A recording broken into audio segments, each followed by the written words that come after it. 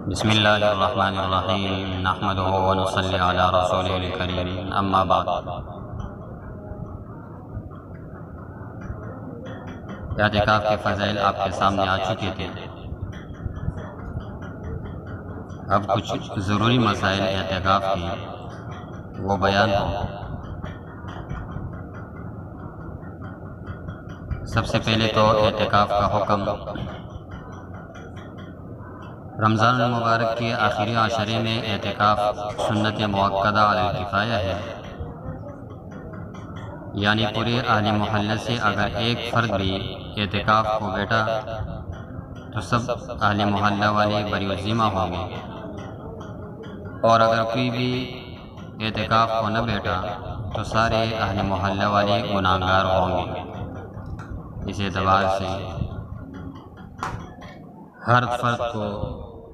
چاہیے، میں نے گزشتہ کل فضائل میں بھی بیان کیا تھا کہ ہر گھر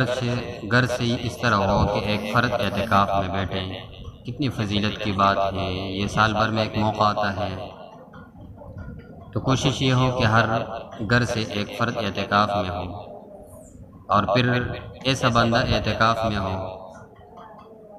جو یقینی طور پر مسجد کے آداب کا بھی خیال رکھنے والا ہو، قرآن کا تلاوت کرنے والا ہو، ذکر اذکار کرنے والا ہو، توبہ استغفار کرنے والا ہو، اپنے لیے اور پوری امت کے لیے، اپنے گھر والوں کے لیے، اپنے محلے کے لیے، سب کے لیے مانگنے والا ہو۔ اس طرح کے افراد اعتکاف میں بیٹھنے والے ہو۔ اس طرح بعض لوگوں کی طرف سے یہ ایک سوال پوچھا جاتا ہے کہ اجرت دے کر کسی کو اعتکاف پر بٹھانا،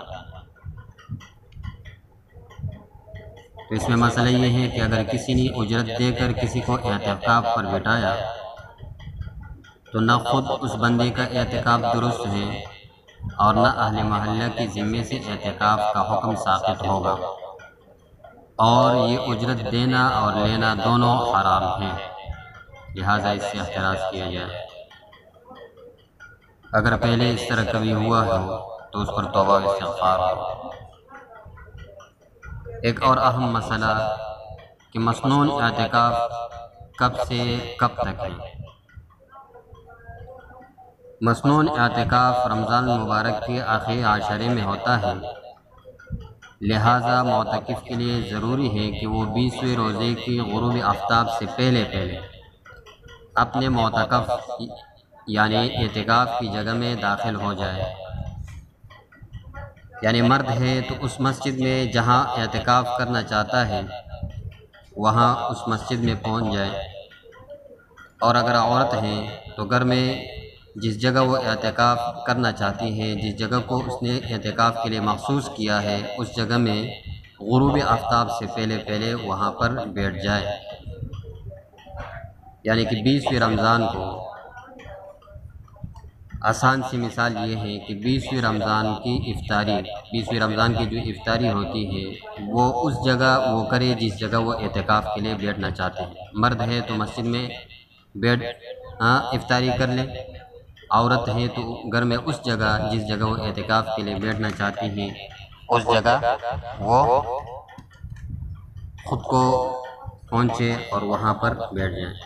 اللہ تبارک و تعالی حامی اور ناصر ہو۔ اللہ رب العالمین ہم سب کے لیے اپنے احکامات نبی کریم صلی اللہ علیہ وسلم کے طریقے آسان فرمائے۔ وآخر دعوانا الحمدللہ رب العالمین۔